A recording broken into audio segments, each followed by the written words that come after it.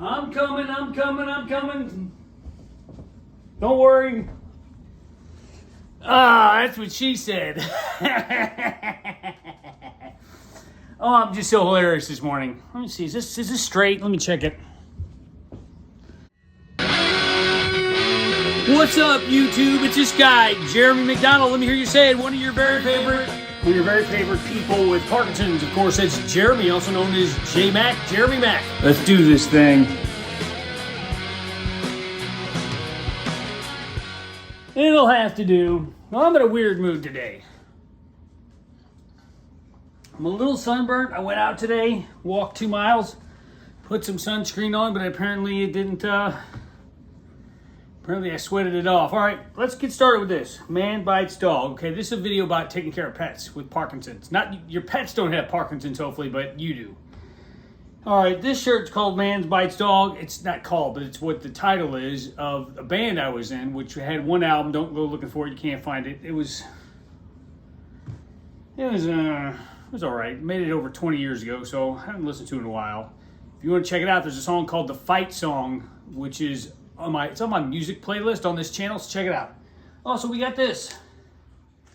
There's one in every crowd. Eric Clapton. I got some pet stories for you. Don't worry, it's not lizards and turtles and snakes. I know that scared a lot of you guys off. I don't blame you. It's a gnarly thing my wife's got going on, but I love her and she loves me. So I got Parkinson's, she's got reptiles. We're even. All right, so let me just tell you that when you have pets, they can be great for your blood pressure, unless they get out, which I've got a story about. Great, like little companions. I love my Maggie. She's on the couch over there. She's pretending she can't hear me. Actually, she probably can't. She's losing her hearing. But she's a cute little beagle mutt. A little slowpoke. Used to be John Gotti of the neighborhood. I'll get to that in a minute. But as much as I love my pets, they drive me nuts. And with Parkinson's, there's not a lot I can do to corral them when they decide they don't want to do what they're told. Okay, here, example. I'll throw up a picture of Maggie and Zoe. This is Maggie's best friend. Now, Maggie's like 12 years old. Zoe, I think, is a little bit older. Zoe comes over and visits her sometime. What's up, Marilyn? And Zoe gets out. We have an electric fence around the house. Or thought we had anyway, till Zoe got out. Zoe is not on the collar, but then Maggie's got the little collar that zaps her. It's not a shock collar so much as it kind of like zaps her when she gets out. So Zoe got out. Maggie decided that damn the torpedoes or damn the electric fence, she just made a run for it, where she realized that there was a section of the fence that for whatever reason interference was down. It's not one of the wired in ones. It's one of the like the little radio ones. So Maggie got out. This led to a fiasco of having to tie her up in the yard until we fixed the fence. I couldn't do it. So Maggie decided to start throwing a fit, literally a pissy fit. Not a hissy fit, a pissy fit. And she started urinating all over the house. But this is my typical morning. Honey, dog peed the rug again. Well, what do you want me to do about it? I can't move right now. Lucky for you, whatever. I mean, she didn't say that, but it was like, So this was very stressful. At one point, she did get out, and I did feel good enough.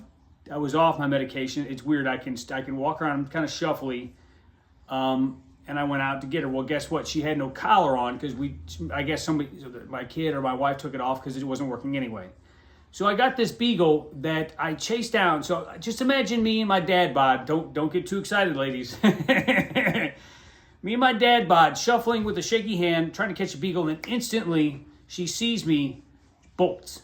Well, I can still run. I can still run like a mother hugger, if you pardon the expression.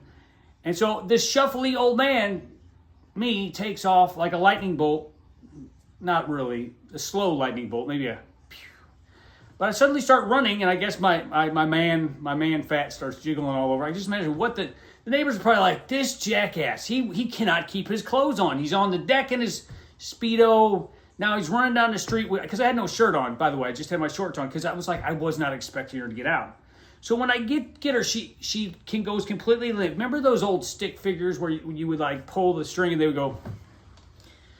Well, she's got no collar. She's limp as a dish rag, and I can't get her up. So I basically have to kind of like scold her deaf ass up to the house. It's just, would it have been any less stressful without Parkinson's? Probably not, but Parkinson's made it even worse. All right, so that issue got settled, I guess, last weekend. So Maggie is back on the straight and narrow, so to speak. The peeing is stopped. The little withering looks and the slinking around is stopped. She's back to her little roaming area. Okay, well now Slowpoke, he, like I said, he thought he was John Gotti when he was younger, and he would go out and talk crap to all the neighborhood cats and come back with various scars. Well, now we got to keep him in. So at night I got to get the dog in, keep the cat from getting out, because guess what? The cat come home with scars. One time he came home with like a bite mark in his head. I don't know who he picked a fight with. My wife had to take him to the vet. I drive my driving skills are very limited. I basically go back and forth to the park and maybe an occasional store once in a while. So I can't take him to the vet. So I have to get the little carrier up, and my wife has to do it all. Now, the last time I went to the vet was to put my dear Sagey Bear to sleep. She was old, and so I don't like going to the vet, but I am upset, or it bothers me that I can't help my wife more.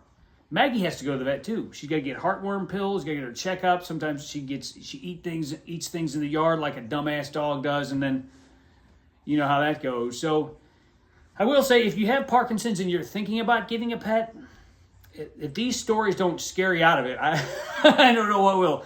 I love them. I love them dearly. I just want to just kiss her. I baby talk her all the time. Both of them. Both Slowpoke, who's a boy, and Maggie, who's a girl, obviously.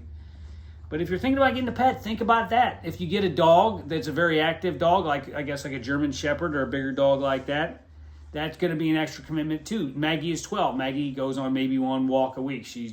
That's about all her old bones can take, and she loves every minute of it. Slowpoke is 14. I think he's 14. So his days of roaming the neighborhood and stirring up trouble are over. But he still wants to go out, and I can't let him out. But he will get out sometimes, and I worry. What's going to happen? He's going to go out and start a fight with some big alley cat. Pets are great companions. They truly are. I would say that if you've had Parkinson's for an extended period of time, it's probably going to be more difficult for you to take care of your pet. I know people who have dogs and have had Parkinson's as long as I have, are much more functional, can take the dog to the vet. I can't. It's just too much work for me. So pets are definitely a mixed bag. I will say they give more than they take. My Maggie Doodle, I snuggle her every night. I adore that dog. She's the best dog we've ever had. And I love Slowpoke, but when they pass on, I'm going to have a talk with my wife and my son, who's 12 now. You're going to have to step it up because Dad can't do everything like he used to, and haven't been able to do for a while. So that's why I picked out this dog, this hound dog. There's one in every crowd. There's only one Maggie Doodle, only one Slowpoke. You got any funny pet stories, any stressful pet stories, any Parkinson's-related pet stories? Let me know. If you would like to get a hold of me, I'm on Facebook under Jeremy McDonald Music, Instagram JeremyMac76, and my email address is spelled Jay, Mac, spelled M-A-C, Jaymacpodcaster@gmail.com. Send me some comments. Give me some funny stories. Make me laugh, people. Make me laugh. That's all I got. Peace and love from the hot and sweltering city of St. Louis.